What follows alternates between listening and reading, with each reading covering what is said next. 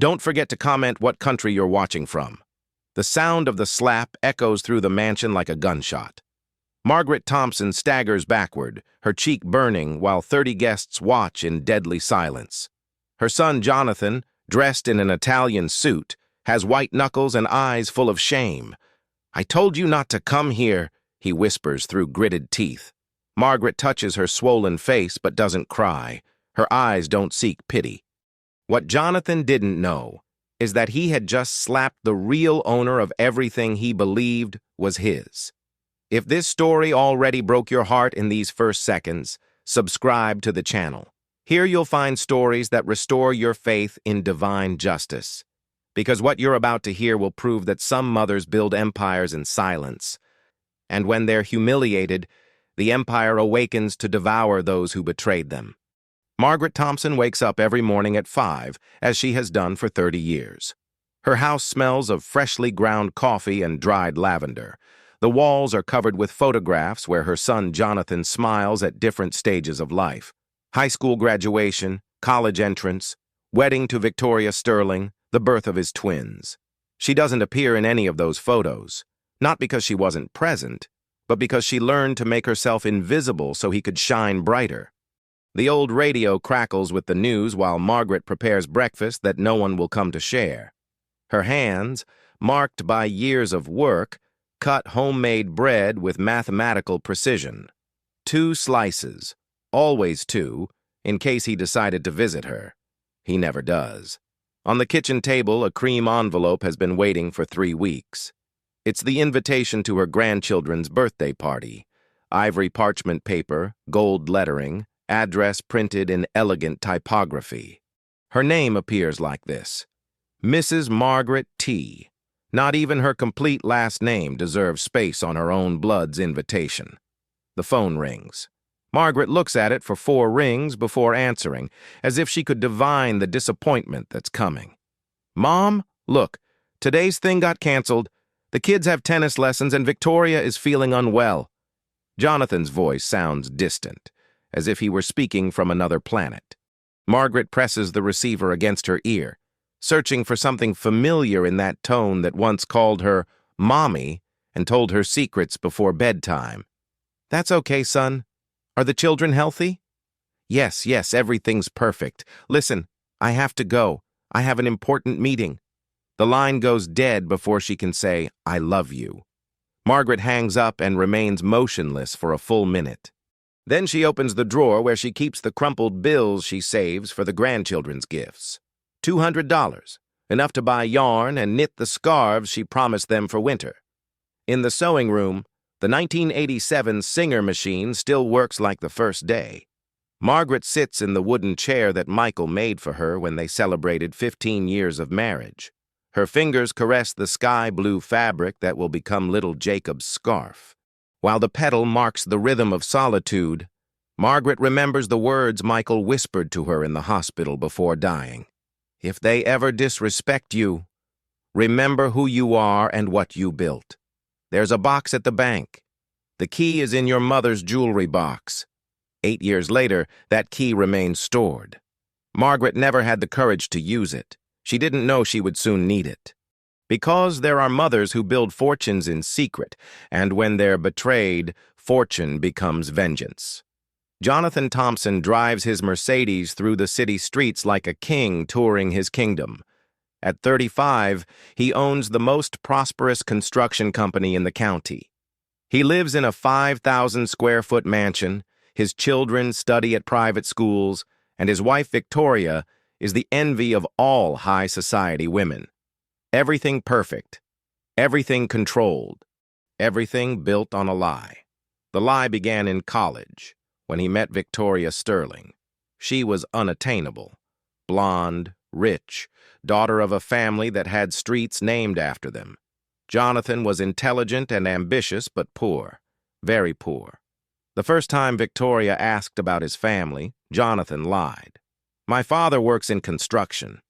We're an austere family, we don't like to show off." It wasn't completely false. Michael had worked in construction, just with his hands, not with million-dollar contracts. That small lie became a snowball that grew until it buried the complete truth. In 6 months, Jonathan had invented a family story where his mother was delicate in health and preferred the tranquility of home. Margaret didn't know she had aged 10 years in one sentence. When he married Victoria, Jonathan invited his mother to the wedding as if she were a distant acquaintance.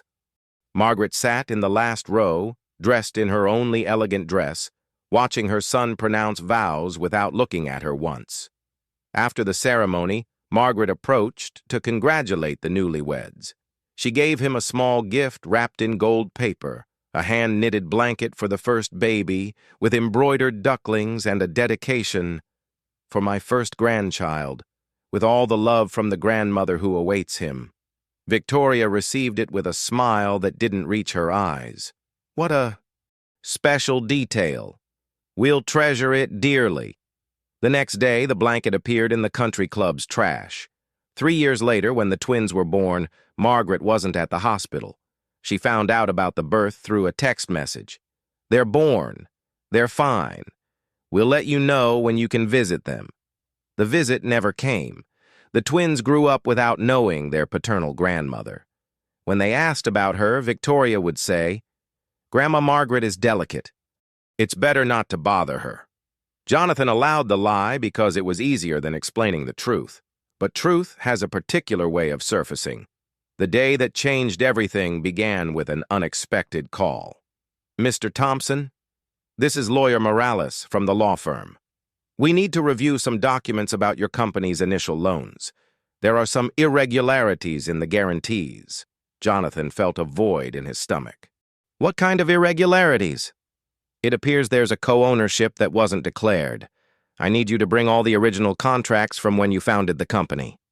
That night, Jonathan reviewed every paper stored in his safe. Everything seemed in order until he found a document that froze his blood. In the original loan contract, there were 2 signatures. His and another he recognized immediately. His mother's careful handwriting. Margaret Thompson, primary guarantor. Jonathan didn't remember her signing anything, but there it was, in blue ink, proof that his mother was legally a partner in his company. He immediately called his adoptive father, Mr. Richard, who had handled all legal procedures when Jonathan was starting out. "Richard, I need to ask you something about the company documents. Why does my mother appear as guarantor?" The silence on the other end lasted too long. "Jonathan, your biological father asked me never to tell you this, but your mother put her house as collateral for the loan. And since the money came from the inheritance Michael had left her, technically she's co-owner of the business." Jonathan's world swayed like a building in an earthquake. "Are you saying my company belongs to my mother?" "I'm saying your company exists thanks to your mother, and legally she has rights over everything you've built."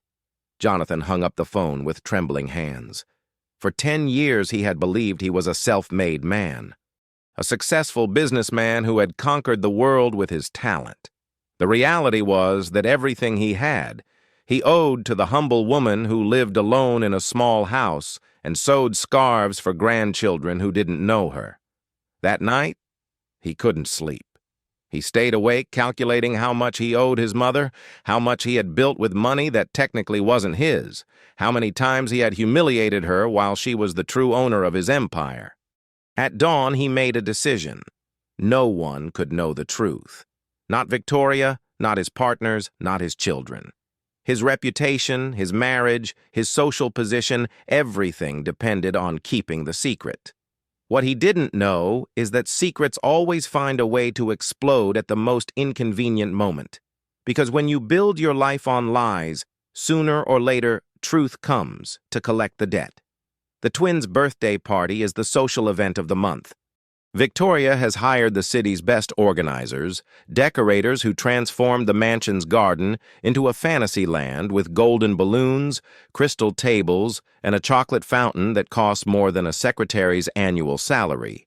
60 high society guests drink French champagne while their children play with imported toys worth fortunes. Everything is perfect, elegant, designed to impress. Until Margaret arrives. She had received the invitation by mail, like any distant acquaintance. A parchment paper that said, "Mr. and Mrs. Thompson Sterling have the honor of inviting you to celebrate Jacob and Samuel's 5th birthday." Margaret prepared for 3 days, as if going to a royal audience. She washed and ironed her navy blue dress, made a simple but careful hairstyle, and put on the fake pearl brooch she bought especially for the occasion. She made the gifts with her own hands, 2 wooden horses carved just like the ones Michael used to make for Jonathan when he was a child. She sanded them for hours until they were smooth as silk, painted them with cheerful colors, and engraved on the base, "For Jacob and Samuel, from Grandma Margaret, with eternal love." She arrives at the mansion by taxi because she never learned to drive and buses don't reach that rich neighborhood. The doorman looks her up and down before letting her pass, as if evaluating whether she deserves to step on that perfect marble.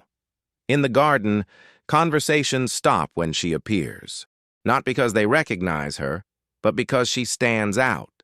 Her simple dress, her comfortable shoes, her worn handbag contrast brutally with the designer dresses and Italian suits. Margaret searches with her gaze for her grandchildren. She finds them sitting at a special table, dressed like little princes, surrounded by gifts that seem to come from a luxury store. They're beautiful, with Jonathan's brown eyes and the smile she recognizes from family photographs. She approaches slowly, like someone approaching a dream that could vanish. "Hello, my loves," she whispers, extending her arms. The children look at her with curiosity. They don't recognize her. They've grown 5 years without knowing they have a paternal grandmother. "Who are you, ma'am?"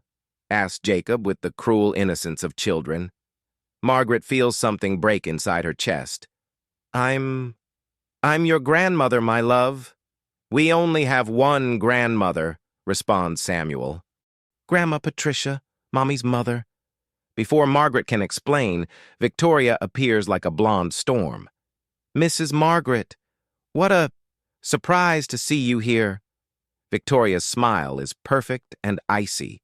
She wears a white dress that costs more than Margaret earns in 6 months, and her hair looks like it came from a magazine. "I brought gifts for the children," says Margaret, offering the boxes wrapped in yellow paper.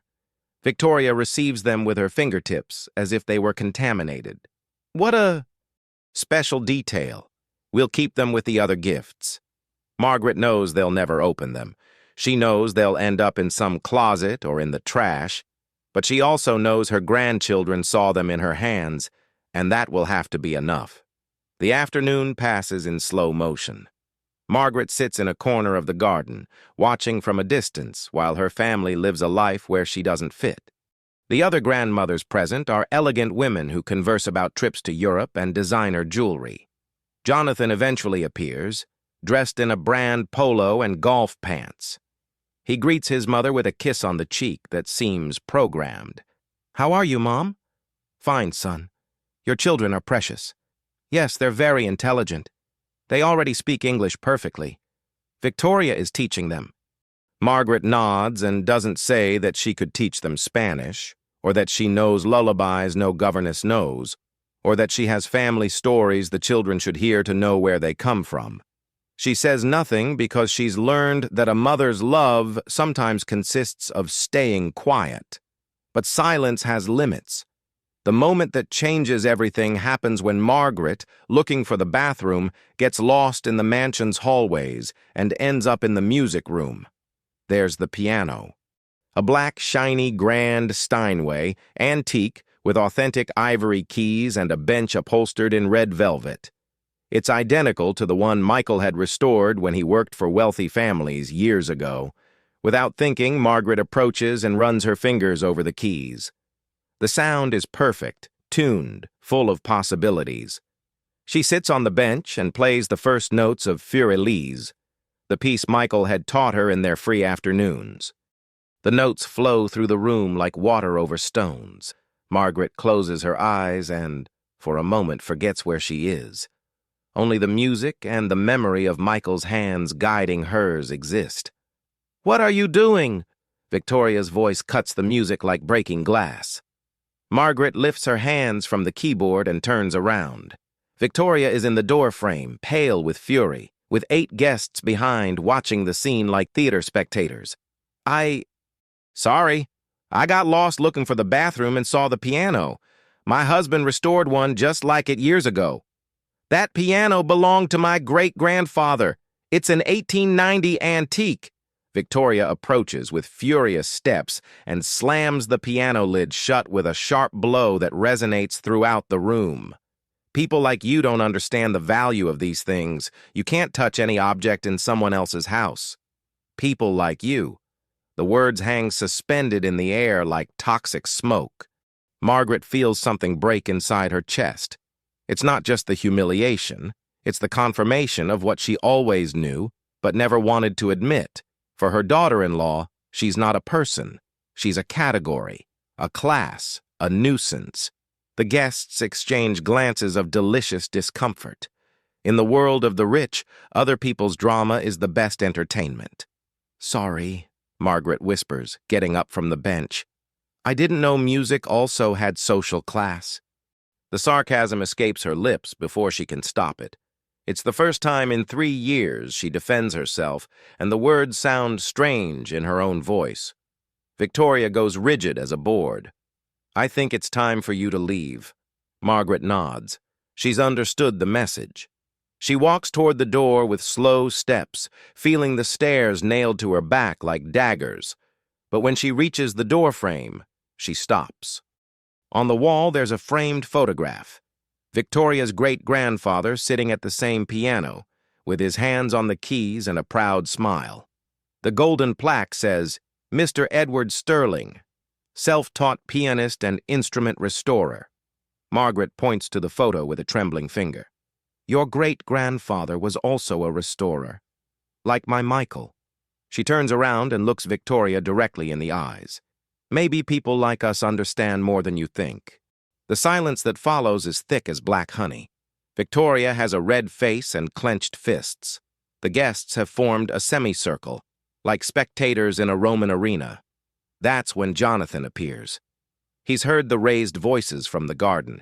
He's seen the panic on the employees' faces. He's felt the weight of 30 pairs of eyes waiting for his reaction. And in that moment, with the social pressure of all high society judging his response, Jonathan makes the most cowardly decision of his life. He approaches his mother with furious steps. What did you say to my wife? Nothing, son. Don't give me stories. I told you not to come here to make scenes. Jonathan's voice sounds like thunder. Margaret steps back, but can't escape. Her son is too close, too furious, too ashamed of his own blood. Jonathan, I didn't do anything wrong. You always do something wrong. You always embarrass us. Why can't you behave like a normal person? Slap. The sound of the slap resonates throughout the room like a gunshot. Margaret staggers backward, bringing her hand to her burning cheek. The blow didn't just burn her skin, it broke something inside that has no name. The silence that follows is total. You can't even hear anyone breathing. 8 witnesses. 8 high society people who have just seen a millionaire businessman slap his 62-year-old mother in the middle of a children's party. Among the guests, a woman discreetly takes out her phone and records the following 40 seconds. Margaret straightens slowly. The mark of Jonathan's hand shines red against her pale cheek, but her eyes don't seek compassion. They seek recognition. They seek the child who once defended her from stray dogs. Sorry, she whispers, and it's not known if she's apologizing for having come, for having been born, or for having believed she still mattered. She turns around and walks toward the exit. Her steps sound like funeral bells on the marble. No one stops her. No one follows her. No one says her name. In the garden, the party continues as if nothing had happened. The twins blow out the candles on their 3-tier cake, oblivious to the fact that their grandmother has just become a ghost. Margaret reaches the street with her cheeks still burning and dry eyes. She doesn't cry. Tears are a luxury for later. In the taxi taking her back to her real world, an image is engraved in her memory. Jonathan hugging Victoria while the guests console them for the embarrassment they just experienced. Her son chose. Between his mother and his reputation, he chose reputation. But what Jonathan didn't know is that he had just awakened a woman who had remained asleep for 30 years. Because there are slaps that awaken dragons you thought were dead. Margaret arrives home when the sun is setting. She takes off her shoes at the door and walks barefoot to the kitchen. She pours herself a glass of warm water and sits at the table where she has breakfast every morning for 30 years. Her cheek burns less, but the humiliation burns inside her like burning coal. She stays there 3 hours, motionless, watching how light becomes shadows and shadows become darkness. She doesn't turn on the lights. She doesn't prepare dinner. She just exists, like a statue waiting for the wind to carry her away. It's close to 11 at night when the phone rings. Margaret, this is Laura Beth Anderson. Can I come to your house? I need to talk to you urgently. Laura Beth Anderson had been her co-worker 15 years ago when Margaret sewed uniforms and Laura Beth studied law at night. Now Laura Beth had her own law firm and a fearsome reputation defending social justice cases. It's very late, Laura Beth, and I'm not well enough to receive visitors. That's exactly why I need to see you. I saw a video, Margaret, a video that broke my soul. Margaret closes her eyes. Of course, in the era of smartphones, nothing remains private. Laura Beth, I don't want to talk about that. Margaret, listen to me carefully.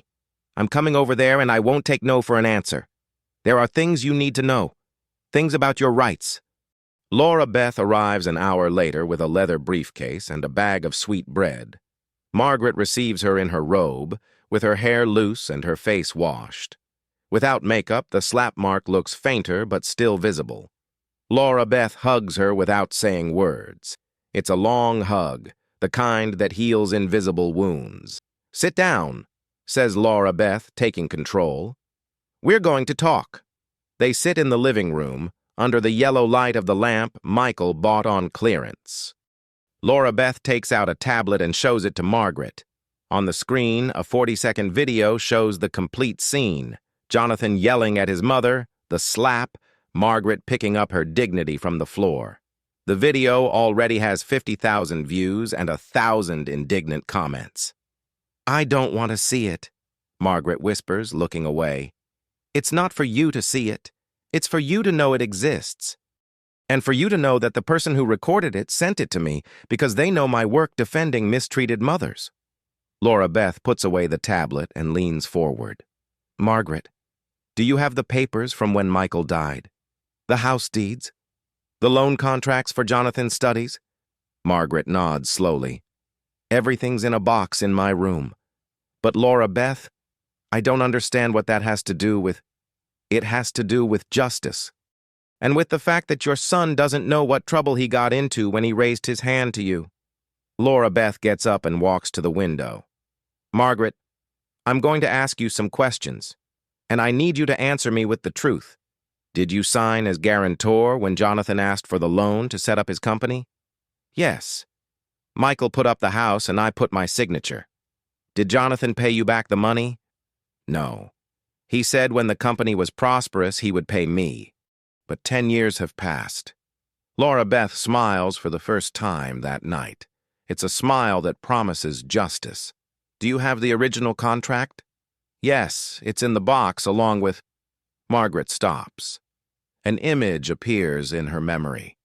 Michael in the hospital, giving her a small key. There's something else, isn't there?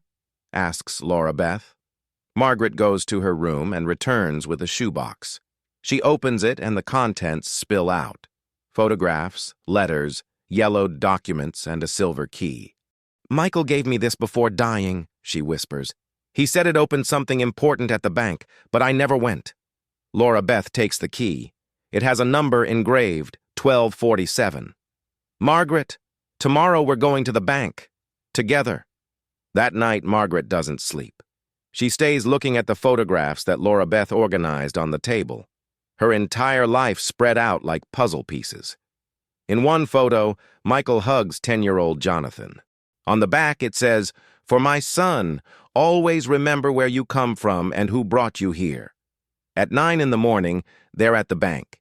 Safety deposit box 1247 is in the basement, in a windowless room where the air smells of metal and secrets. Margaret opens it with trembling hands. Inside, there are documents, many documents, and a letter. "My dear Margaret," she reads aloud, "if you're reading this, it's because something bad happened and you need to defend yourself. In these papers is the truth of everything we built. Don't let anyone make you believe you're worth nothing. You are half of everything we achieved. You were always my partner. I love you forever. Michael." Laura Beth reviews the documents with growing astonishment. "Margaret, did you know Michael had a restoration company registered in your name?" "What?" "Margaret's Restorations, Inc., founded in 1995. Sole owner, Margaret Thompson." The papers spread across the table. Contracts, invoices, receipts, an entire company that operated for 15 years restoring furniture for wealthy families. Michael worked under your name to protect the family patrimony. The most important jobs he did when Jonathan was in college. The money was deposited in an account in your name. Margaret takes one of the contracts. It's her signature, but she doesn't remember it. "Michael had you sign as if they were bank papers. You trusted and signed without reading. But legally, you were the owner." Laura Beth finds something else. "Margaret, do you remember the piano Michael restored for the Sterling family?" "Yes. He worked on that almost a year. It was the piano that's now in Victoria's house, the same one she forbade you to touch yesterday." The pieces fit with an almost audible click. "You restored that piano, your company. And according to this contract, you have rights over it if it was moved from the original property." At the bottom of the box, there's a USB with a label. "For Margaret, in case of emergency." Laura Beth connects it to her laptop. On the screen appears Michael sitting in his carpentry workshop with tools hanging behind him like a halo of honest work. "My love," says Michael from the screen, "if you're watching this, it's because something serious happened and you need to defend yourself. What I'm going to tell you might hurt, but it's the truth." Margaret leans toward the screen as if she could touch her dead husband's face. "When Jonathan was in college, he came to ask me for money for a business. I told him I could lend it to him if he put your name on the documents as primary guarantor. He accepted, but made me promise I would never tell you the truth." Michael pauses, as if it's hard for him to continue. "Margaret, you are legally a partner in Jonathan's business. He never paid you because technically the money is still yours. As primary guarantor, you have the right to 45% of his company's shares." The image becomes blurry because Margaret is crying without realizing it. "If our son ever disrespects you, remind him that everything he has he owes to his mother, and if that doesn't work, use these papers. Not to get revenge, but to remind him who you are." The video ends with Michael smiling and blowing a kiss. Laura Beth closes the laptop and looks directly at Margaret.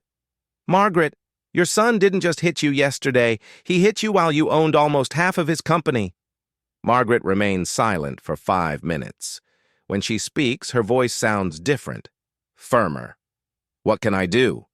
"We can demand he pay you the debt. We can claim your percentage.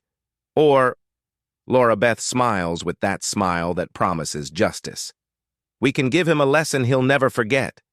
Sometimes secrets kept for love become weapons forged by necessity.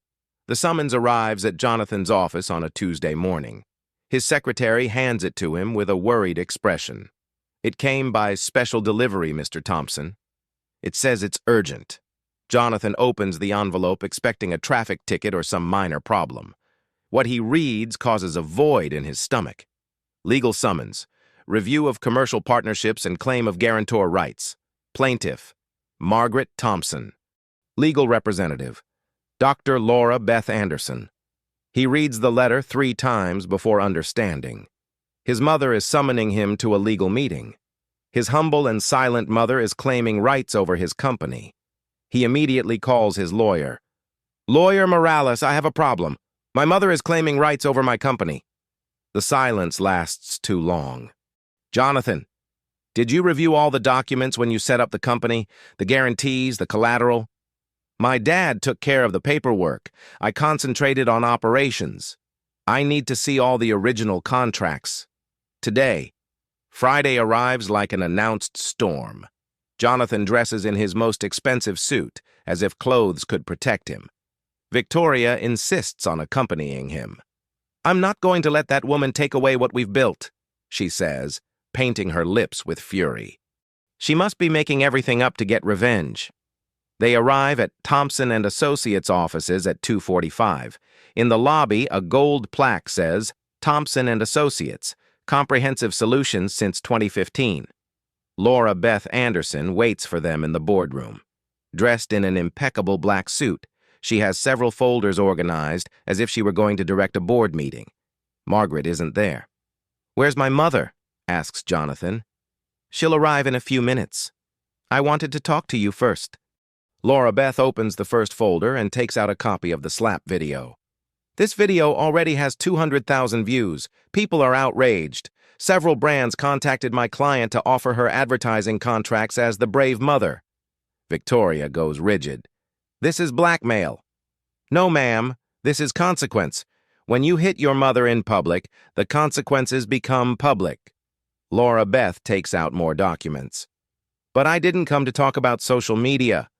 I came to talk about money. The word changes the atmosphere like a switch that turns off the lights. Your mother is legally co-owner of this company. The initial loan is in her name as primary guarantor. That gives her the right to 45% of the shares. Jonathan's face turns white. That's impossible. My dad told me he had put the house as collateral. Your dad put up the house. But your mother put up her personal patrimony and credit. She signed as capital partner without knowing it. Laura Beth takes out more papers. Additionally, as owner of Margaret's Restorations, Inc., your mother has rights over several assets you administer, including an 1890 piano that's in your house, Mrs. Victoria. Victoria gets up as if propelled by a spring. That piano belongs to my family. That piano was restored by your mother-in-law's company.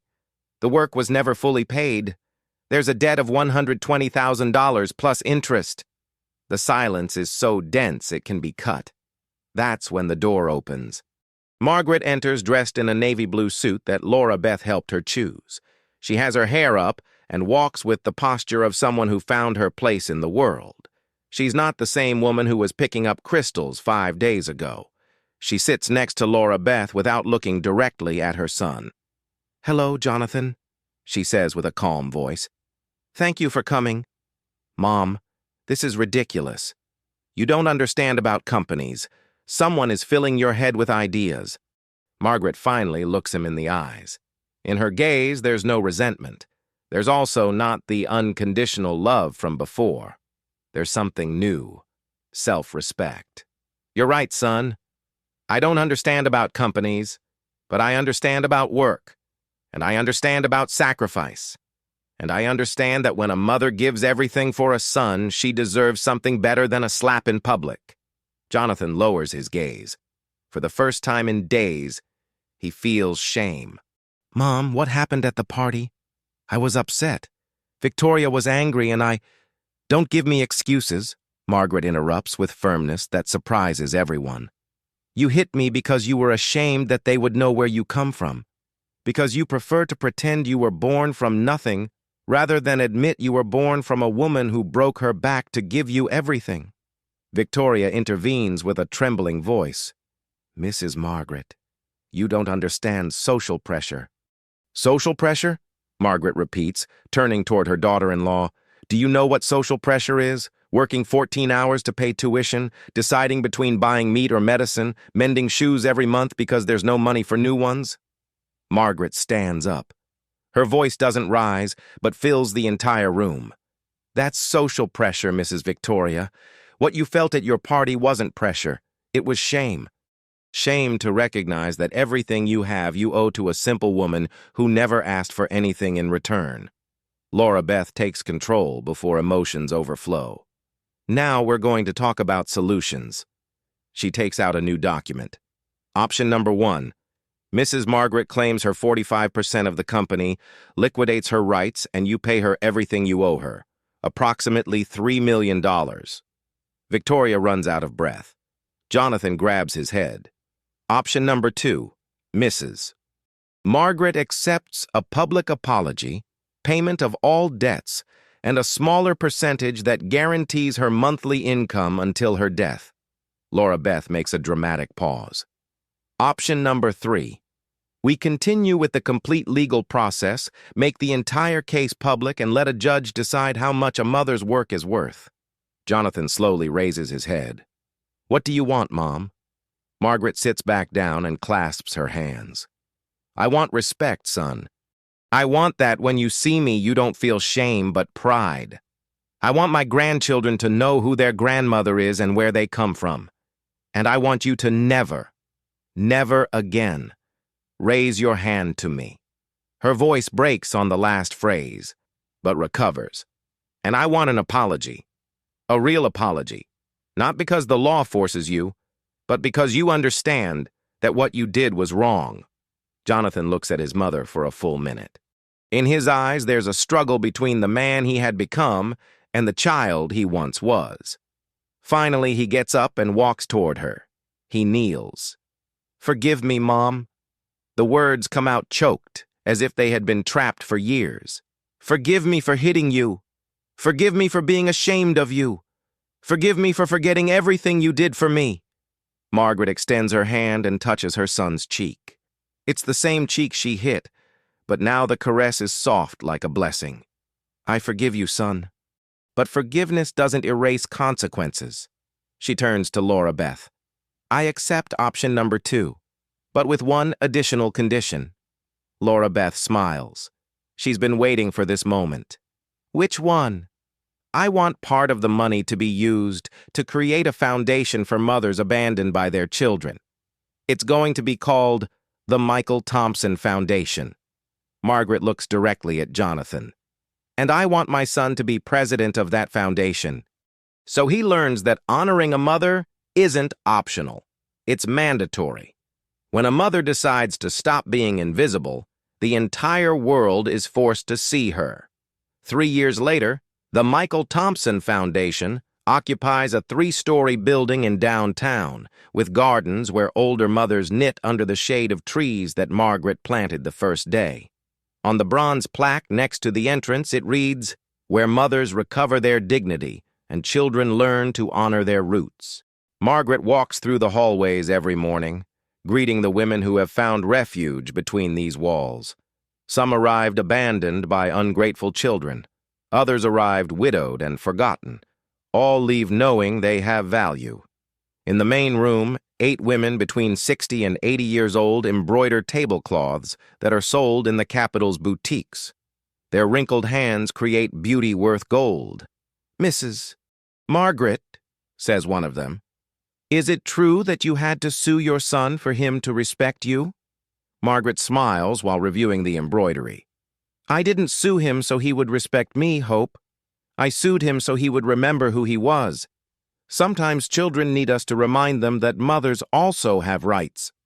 On the back wall hangs a photograph, Margaret and Michael on their 20th anniversary, embracing in front of the house where they raised their son.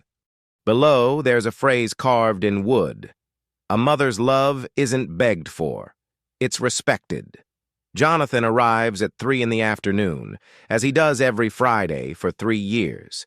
He's changed. His clothes are still expensive, but his attitude is different. He no longer walks as if the world owed him something. He walks like someone who understands what he owes. Hello, Mom, he says, kissing her on the cheek. It's a real kiss, warm, unhurried. Hello, son. How are the children? Jacob asked if he can come Saturday to help in the garden, and Samuel wants to learn to carve wood with you. Margaret smiles. Her grandchildren now know her for real. They know their grandmother was a seamstress, that their grandfather was a carpenter, that they come from working people who built dreams with their hands. Victoria has also changed, although it took her longer. Now she brings the children without complaints. She hasn't become affectionate. but she's learned to be respectful. "Do you need anything for the foundation?" asks Jonathan while they review the monthly reports. "I need you not to forget why we're here," Margaret responds. "This isn't charity, son, it's justice. Every woman we help is a mother who recovers her dignity."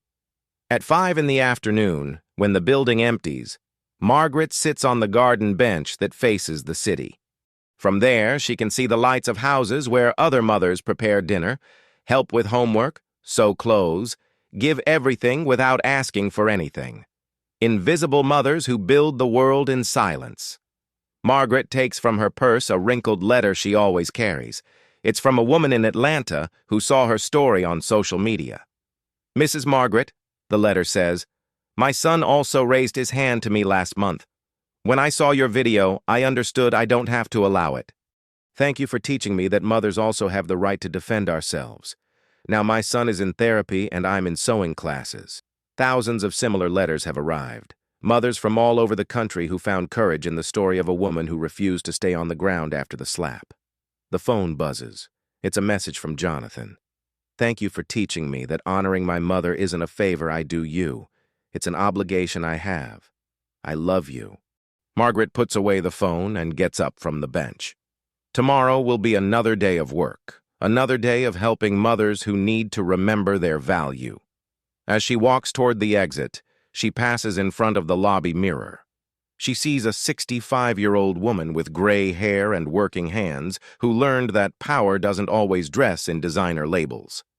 "It's not luxury that defines a life," she whispers to her reflection, "but the ability to transform humiliation into strength." She turns off the lights and closes the door. On the gold plaque, the last lights of sunset illuminate the words that have become the motto of thousands of mothers. A mother isn't eliminated with a slap. This story touched the hearts of more than 2 million people on social media. Do you know someone who has been silenced by their own family? Have you seen mothers who give everything and receive humiliation in return?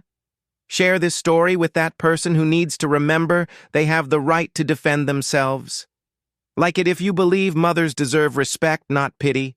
Comment your country and tell us if you know a similar story. Subscribe because every story we share can heal another soul that feels invisible. Because in a world that forgets the value of mothers, we choose to remember. And remember, a mother's love isn't begged for, it's respected.